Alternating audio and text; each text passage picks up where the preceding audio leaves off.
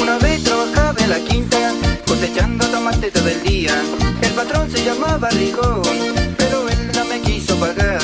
Yo le dije, mire, Ricón, con usted no voy a trabajar, no voy a trabajar, no voy a trabajar, porque